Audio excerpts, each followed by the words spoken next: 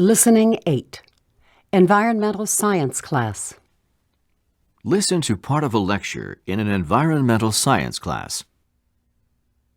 Hydrogen is the most recent and, I'd say, one of the most promising in a long list of alternatives to petroleum.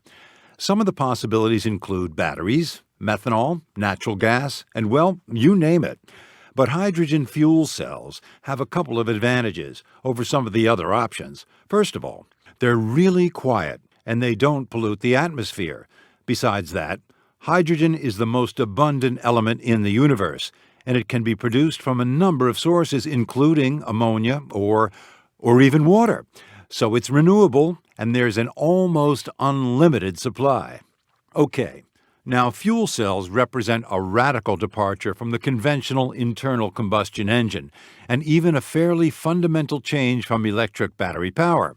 Like batteries, fuel cells run on electric motors. However, batteries use electricity from an external source and store it for use in the battery, while the fuel cells create their own electricity through a chemical process that uses hydrogen and oxygen from the air. Are you with me? Look, by producing energy in a chemical reaction rather than through combustion, a fuel cell can convert, say, 40 to 60% of the energy from the hydrogen into electricity. And when this ratio is compared with that of a combustion engine that runs at about half the efficiency of a fuel cell, well, it's obvious that fuel cell technology has the potential to revolutionize the energy industry. So fuel cells have the potential to generate power for almost any kind of machinery or equipment that fossil fuels run. But the most important, let's say, the goal of fuel cell technology is the introduction of fuel cell-powered vehicles. Internationally, the competition is fierce to commercialize fuel cell cars. I guess all of the leading automobile manufacturers worldwide have concept cars that use fuel cells, and some of them can reach speeds of as high as 90 miles per hour. Even more impressive is the per-tank storage capacity. Can you believe this? Some of those cars can run for 220 miles between refills, but many of those cars were designed decades ago. So, what's the holdup? Well, the problem in introducing fuel cell technology is really twofold. In the first place, industries will have to invest millions, maybe even billions of dollars to refine the technology. And here's the real cost: the infrastructure to support the fueling of the cars. And by infrastructure, I mean basic facilities and services like hydrogen stations to refuel cars and mechanics who know how to repair them. I think you get the picture. And then consumers will have to accept and use the new products powered by fuel cells. So we're going to need educational programs to inform the public about the safety and convenience of fuel cells if we're going to achieve a successful transition to fuel cell products. But unfortunately, major funding efforts get interrupted. Here's what I mean. When oil prices are high, then there seems to be more funding and greater interest in basic research and development, and more public awareness of fuel cells. And then the price of oil goes down a little, and the funding dries up, and people just go back to using their fossil fuel products. And this has been going on for more than 30 years. Some government-sponsored initiatives have created incentives for fuel cell-powered vehicles, but probably one of the most successful programs, at least in my opinion, is the STEP program, which is an acronym for the Sustainable Transportation Energy Program. STEP is a demonstration project sponsored by the government of Western Australia. Now, in this project, gasoline-driven buses have been replaced with fuel cell buses on regular transportation routes. I think that British Petroleum is the supplier of the hydrogen fuel, which is produced at an oil refinery in Kwinana, south of Perth. So we need to watch this carefully. Another collaborative research effort is being undertaken by the European Union and the United States. Scientists and engineers are trying to develop a fuel cell that's effectively engineered and attractive to the commercial market. Now, under an agreement signed in about 2000, if memory serves, it was 2003, but anyway, the joint projects include the writing of codes and standards, the design of fueling infrastructures, the refinement of fuel cell models, and the demonstration of fuel cell vehicles. In Europe, the private sector will combine efforts with government agencies in the public sector to create a long-term plan for the introduction of fuel cells throughout the EU. And the World Bank is providing funding to promote the development and manufacture of fuel cell buses for public transportation in China, Egypt, Mexico, and India. And we are starting to see some really interesting projects in these areas.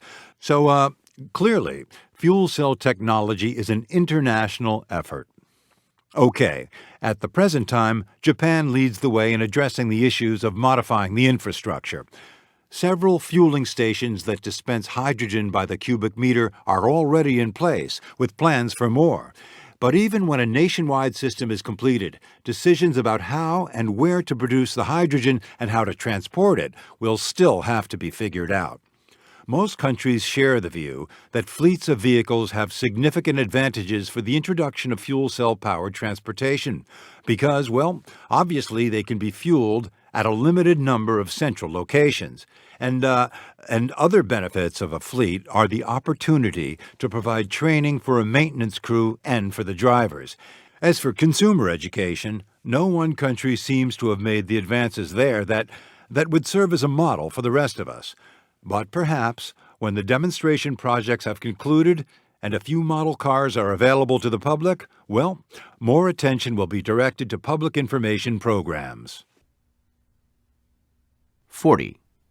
What is this lecture mainly about?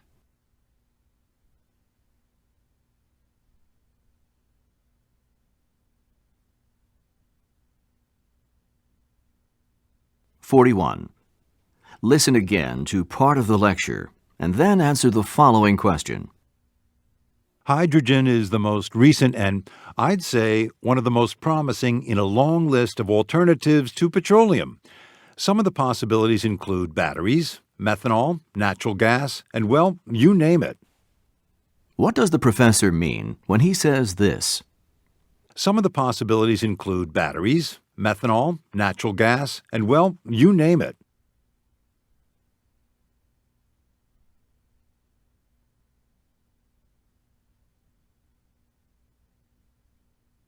(42) Why does the professor mention the STEP program in Australia?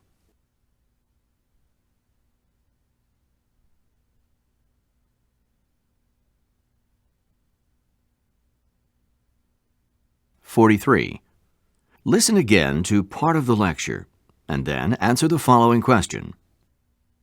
Now, under an agreement signed in about 2000, if memory serves, it was 2003, but anyway, the joint projects include the writing of codes and standards, the design of fueling infrastructures, the refinement of fuel cell models, and the demonstration of fuel cell vehicles.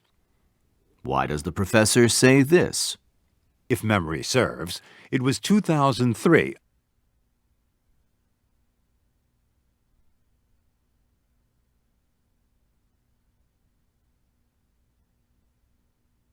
(44) What are some of the problems associated with fuel cell technology?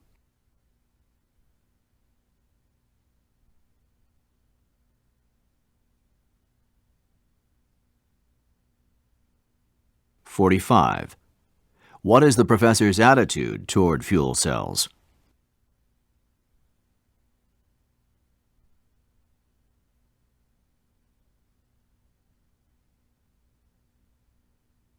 Listening 9. Philosophy class. Listen to part of a discussion in a philosophy class. Humanism is a philosophical position that places the dignity of the individual at the center of its movement. A primary principle of humanism, I don't need to spell that for you, do I? Okay. A primary principle of humanism is that human beings are rational and have an innate predisposition for good. Although humanism is associated with the beginning of the Reformation, the humanist philosophy was not new when it became popular in Italy during the Middle Ages. In fact, according to the ancient Greek philosopher Protagoras, mankind was the measure of all things. And this idea was echoed by Sophocles when he said, "Many are the wonders of the world, and none so wonderful as mankind." This is classical humanism. Man as the ideal at the center of all creation. Even the ancient Greek gods were viewed as resembling man both physically and psychologically. And, in a sense, isn't this personification of the deity just another way to exalt human beings? But that aside, it was precisely the rediscovery and translation of classical manuscripts that coincided with the invention of printing presses around the mid-15th century, which provided a catalyst for the humanistic movement throughout Europe. As the clergy and upper classes participated in the rediscovery and dissemination of classical literature, humanism became popular among theologians and scholars, and soon set the stage for the Renaissance. This one I'll spell. Does anybody remember the meaning of the word Renaissance? Rebirth, renewal. Right you are. Renaissance literally means rebirth, and it refers to the return to ancient Greek and Roman art and literature, which, like all things in the humanistic tradition, they were measured by human standards. Art returned to the classical principles of harmony and balance. In the field of architecture, we see both religious and secular buildings styled after ancient Roman designs, with mathematical proportions and a human scale, a scale that contrasted with the medieval Gothic buildings of the previous era. Public works, such as bridges and aqueducts from the Roman occupation, were repaired, restored, or rebuilt. In the sculptures of the period, nude figures were modeled in life-sized images with true proportions, and it was also at this point that realism became the standard for painting, with a preference for naturalistic settings and the placement of figures in realistic proportion to those settings. It was also evident that the portraits tended to be more personal and authentic, and artists even produced self-portraits at this time. Remember, the figures in the paintings of the previous era tended to be of another world, but Renaissance painters placed recognizable human beings in this world. In music, there was an effort to create harmonies that were pleasing to the human ear and melodies that were compatible with the human voice.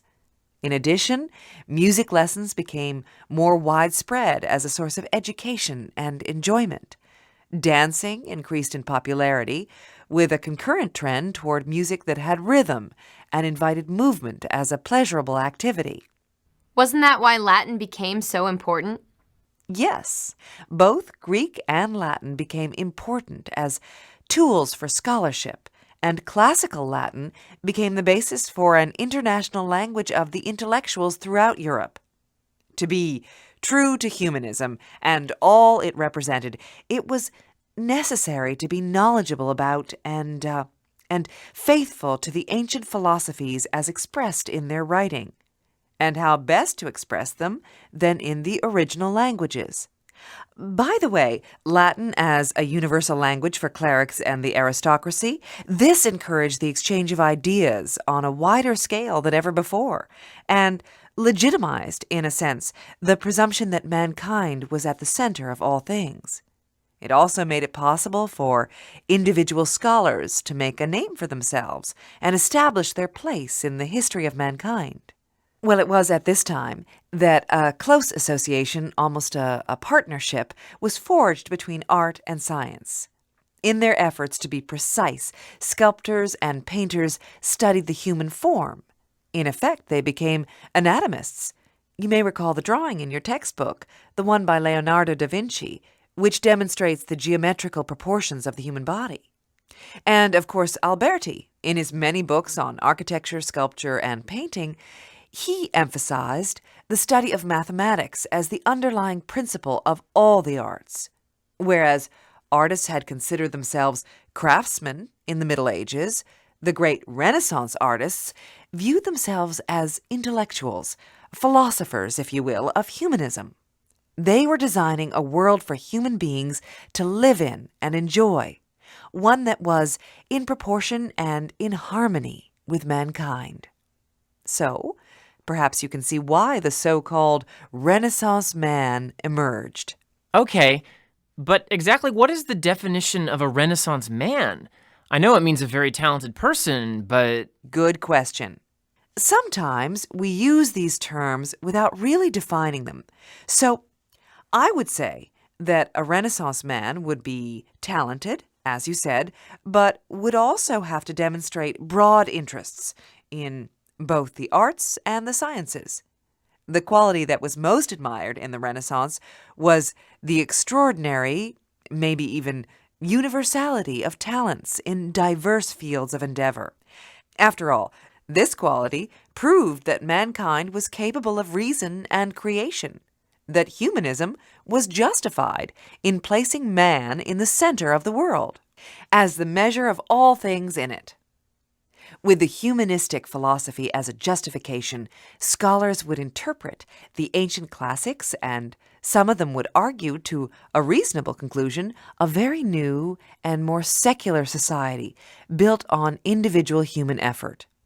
It was not difficult for the Renaissance man to make the leap of logic from classical humanism to political humanism, which encouraged freedom of thought, and indeed, even democracy within both the church and the state.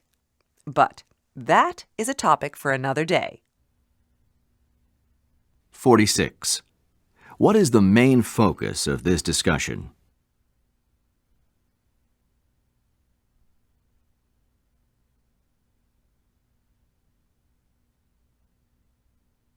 (47) Listen again to part of the discussion and then answer the following question. A primary principle of humanism, I don't need to spell that for you, do I? Okay. A primary principle of humanism is that human beings are rational and have an innate predisposition for good. Why does the professor say this? I don't need to spell that for you, do I?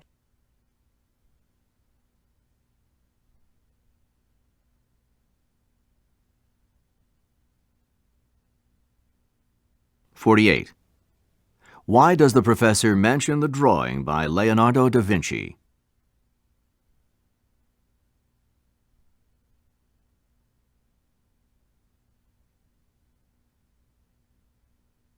(49) According to the professor, what was the effect of using Latin as a universal language of scholarship?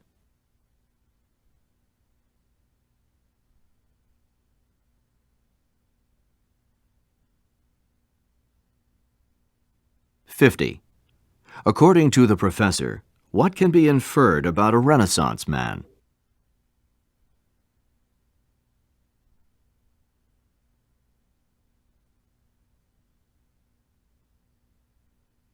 (51) All of the following characteristics are true of humanism except...